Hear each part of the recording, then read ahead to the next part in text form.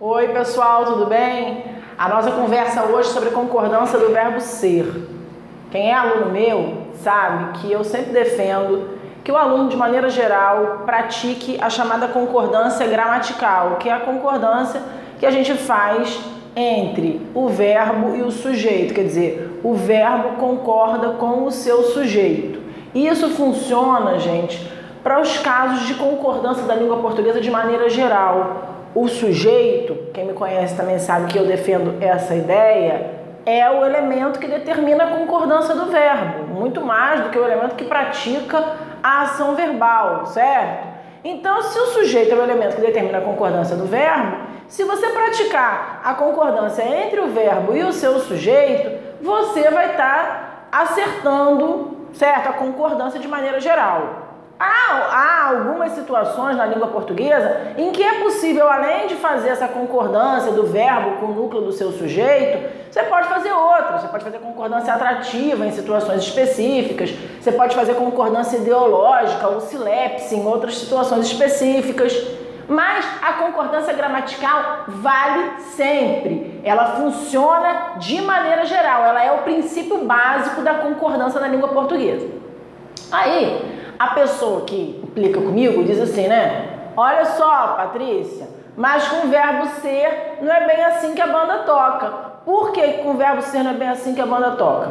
Porque com o verbo ser, a gente pode fazer a concordância com o sujeito? Pode sim, continua valendo. Mas pode fazer a concordância com um outro elemento sintático que não é o sujeito, que é o predicativo do sujeito. Porque o verbo ser é fundamentalmente um verbo de ligação. Então ele vai trabalhar na mediação entre uma estrutura que é o sujeito e uma outra estrutura que é o predicativo. E esse verbo ser vai poder concordar também com o predicativo. Aí eu pergunto a você, sempre vai poder concordar com o predicativo? Nananina não.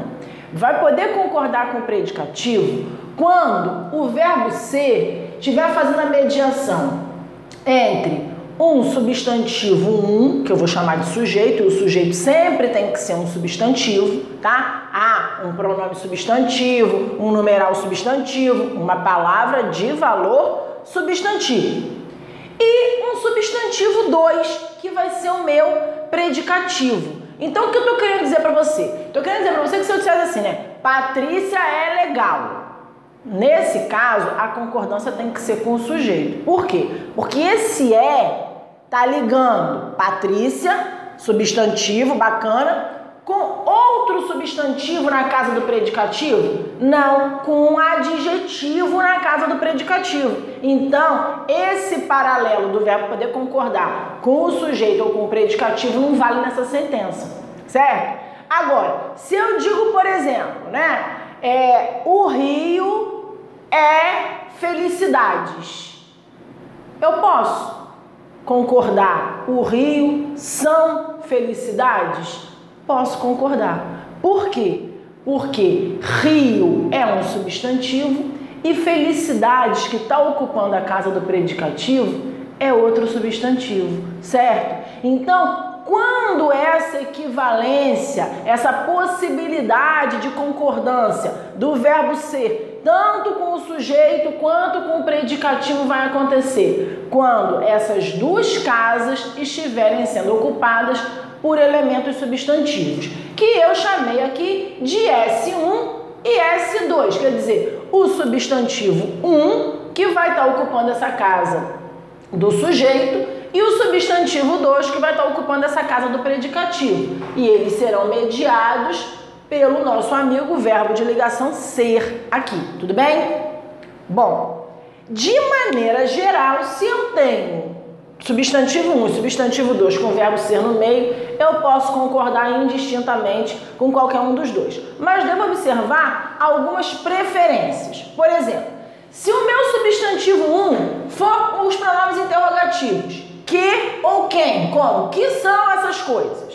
Veja, se eu tiver ou quem são essas pessoas, eu vou preferir, nesses casos, concordar com o predicativo. Então aqui, ó, eu tenho um que o verbo ser e o essas coisas. Não concordo com o quê? Se fosse um quem são essas pessoas? Quem é um pronome de terceira pessoa de singular, mas eu não concordaria com o sujeito. Nesses casos eu prefiro concordar com o predicativo, certo?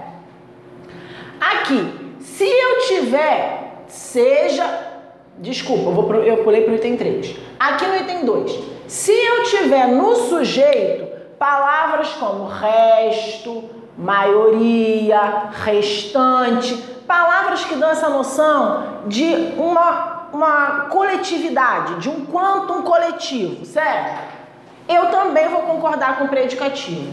O resto é bobagens? Não. Nesse caso, a preferência é a concordância com o predicativo, porque o S1 traz essas palavras. Então percebam que a regra geral é que quando eu tenho um elemento substantivo e outro elemento substantivo, eu poderia concordar tanto com um como com o outro. Só que nesse caso, assim como no primeiro caso, eu vou preferir concordar com o predicativo em razão das palavras que ocupam a casa do sujeito, certo? No primeiro caso, os pronomes interrogativos que ou quem, e no segundo caso, palavras como resto, restante, maioria, tá? E se, tanto no sujeito como no predicativo, eu tiver ou um pronome pessoal ou um nome próprio, aí não importa quem vai estar no sujeito ou quem vai estar no predicativo, eu vou preferir concordar com esse pronome ou esse nome próprio. Então aqui, ó, Flávia é muitas pessoas. Veja que Flávia está na casa do sujeito. E eu concordo com Flávia porque o nome próprio prevalece sobre os demais elementos da sentença. Muitas pessoas é Flávia. Eu joguei Flávia para o lugar clássico do predicativo. E ainda assim o verbo está concordando com o predicativo. Por quê? Porque independente da casa que o pronome ou o nome próprio venham ocupar, o que vai prevalecer é a concordância com esses elementos. Então, eu vou dizer o professor, substantivo, certo? Sou eu. Por quê? Porque eu usei um eu e o pronome pessoal puxa concordância, embora esse eu não esteja na casa do sujeito, certo? Então, se tiver pronome pessoal ou nome próprio, esse elemento atrai a concordância.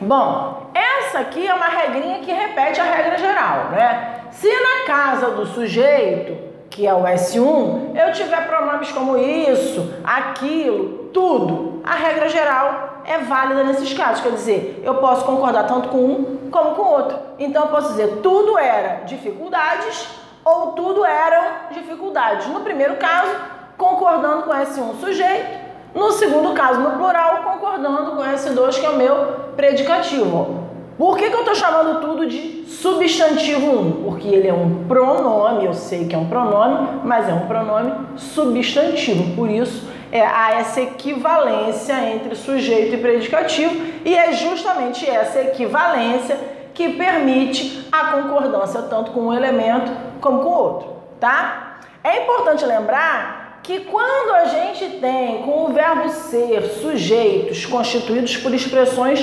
numéricas, quantitativas, que indicam um todo, uma quantidade fechada, normalmente com expressões assim, é demais, é pouco, é suficiente, esse verbo ser não vai para o plural. Então, a gente diz assim, né, 2 quilos é suficiente. Muita gente, na tentativa de fazer a hipercorreção, a concordância de 2 quilos são suficientes, mas como esse 2 quilos é uma quantidade que indica, né, um tanto fechado, eu vou usar o verbo ser no singular, concordando com essa ideia da quantidade fechada, do todo, e não do número especificamente.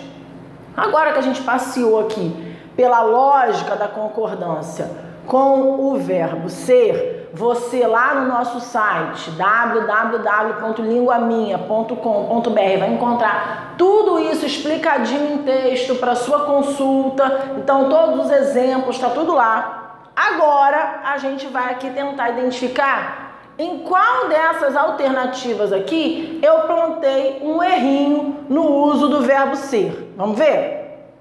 Aquilo são puras ofensas. Veja, eu tenho aqui o verbo ser. Aquilo eu sei que é um pronome demonstrativo, mas é um pronome demonstrativo substantivo, porque ele é o núcleo do meu sujeito.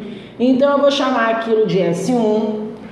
Puras ofensas é uma expressão aqui, tá vendo? Ofensas é o núcleo, é o S2, certo? E eu tenho substantivo no sujeito, pronome substantivo, tenho substantivo no predicativo. Posso concordar com qualquer um dos dois? Posso. Nesse caso, fiz a concordância com o predicativo. Tá certo? Tá certo, sim. O resto são adereços. Veja que aqui o verbo ser tá ligando, sim, dois elementos substantivos, só que o primeiro deles, quem está no S1 é a palavra resto. Nós vimos que com resto, restante, maioria, a preferência é pela concordância com o sujeito ou com o predicativo? A preferência pela concordância com o predicativo. Adereços, que foi o que foi feito aqui, ó. Adereços no plural, o verbo no plural. Também tá certinho.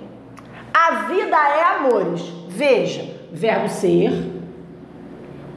a vida, substantivo 1, amores, substantivo 2. Se eu tenho o verbo ser ligando aqui, substantivo 1 e substantivo 2, em que não há nenhuma hierarquia das apresentadas, eu posso concordar com o sujeito, como foi feito aqui, certo? A vida é amores, a vida está no singular e o verbo está no singular. E poderia concordar no plural? A vida são amores?